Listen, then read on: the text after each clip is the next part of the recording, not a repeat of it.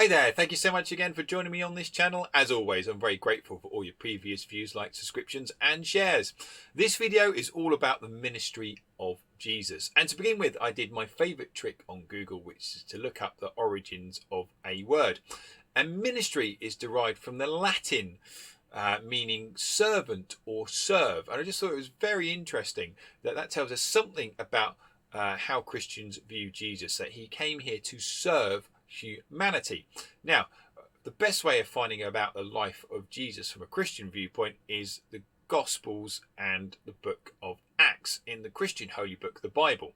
Now, the Gospels mean good news and written by Matthew, Mark, Luke and John. And the book of Acts is about the actions of the early church. And I'd mention it because right at the start of Acts, only a short passage, it talks about the life of Jesus when he ascends into heaven after he comes back from the dead. So I just wanted to put that in there as well. But if I may, just wanted to focus on Matthew, Mark and Luke because they have a unique name for themselves. They are called the Synoptic Gospels, and synoptic means seeing all together or same view. And the reason why they've been given that name is because, broadly speaking, they mention the same incidents in the life of Jesus. They mention the same people that he meets. Okay, and that means that that's quite interesting in terms of looking and comparing them and seeing where they come from.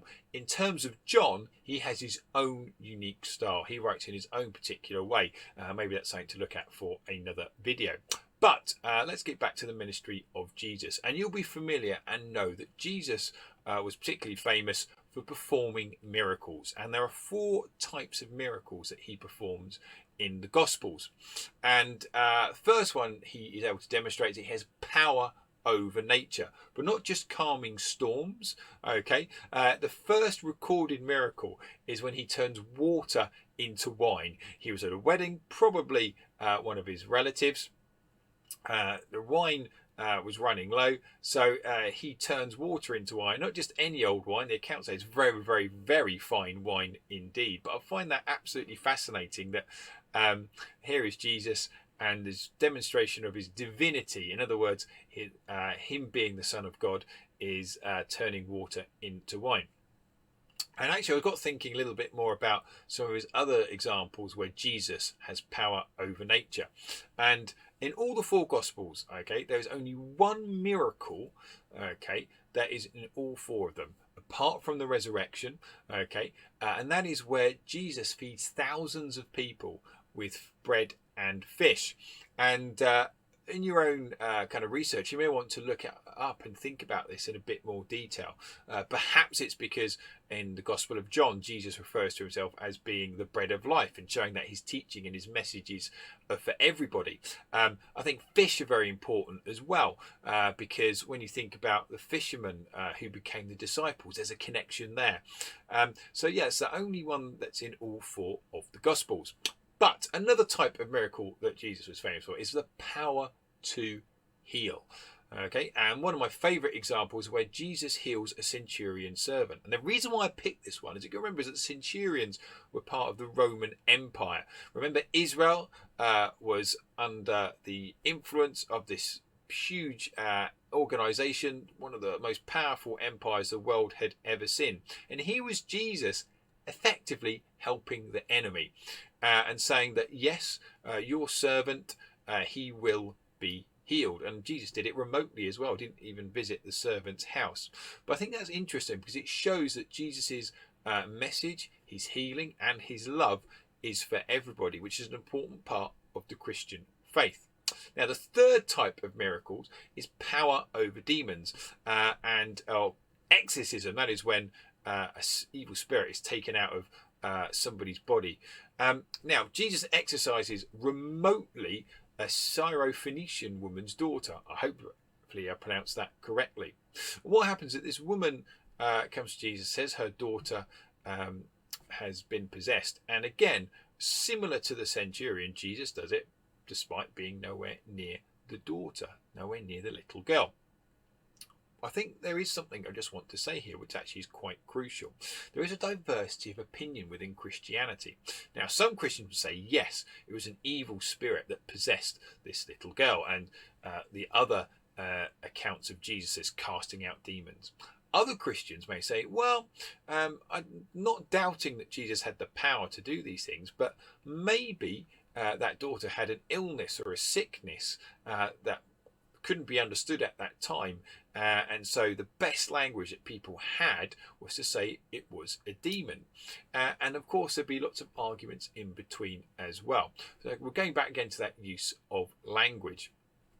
And by the way, the image there is of Jesus being tempted by the devil, which of course is the build up to Lent and Easter. But that's something you may want to consider as well, which is that do you think it was actually an evil demon in little girl, or do you think it was just an illness that couldn't be explained? So another type of miracle, and the fourth and final one, is the power over death. And there's a really quite a moving story actually in one of the Gospels where Jesus raises a widow's son. And what's happened, the funeral is taking place and the child is on a bier, okay, a B-I-E-R, which is a frame or a cart where a coffin is carried on. And just through the power of touch, just through touching that, that young child comes back to life. I think it shows as well just the power of Jesus' touch, just his physical contact can heal people, and in this case bring someone back from the dead. So there you have the four types of miracles: over nature, okay, healing, exorcising demons, and over death. But there's a bit more to the ministry of Jesus than just the miracles. And one of his most famous examples is, of course, his parables. Okay, someone described to me parables as an earthly story with a heavenly meaning, as a way of Jesus putting across his teachings in a way that people could understand. And that's something that you may want to think about. Why use stories for teaching? What impact does that have on people? So these are big messages that people are receiving from Jesus, and yet he uses countless parables, where it's a parable of the sower, where it's a parable of the lost son, where it's a parable of the lost coin. He does this time and time again. I think that one reason is because people remember stories, and other reasons makes it more accessible for people as well. But that's something you may want to consider in your own studies and research. And I think the other thing to think as well about the ministry of Jesus, which really struck me when I was putting this together, is that Jesus served in a very humble way. For example, washing the feet of the disciples. So, and here is Jesus in this wonderful image, washing their feet. And remember, at this point, okay, it was a hot, dusty country. People wore sandals. Okay, it would have been a particularly pleasant thing to do, and it was the job of a servant to wash the feet of people when they came to your house. Okay. And look at this, the Son of God washing filthy feet. What might Christians learn from the example of Jesus? And that's something that you might want to consider and think about. Okay, what might Christians learn from this idea of Jesus washing the feet of others? So there's a little helicopter view of the ministry of Jesus. Thank you so much for watching, and as always, enjoy your learning.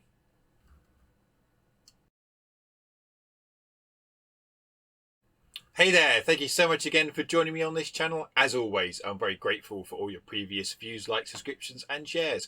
I thought for this video we'd spend time thinking a little bit about the ministry of Jesus and the impact that has on Christianity. Well, as I did, well, that's going well, isn't it?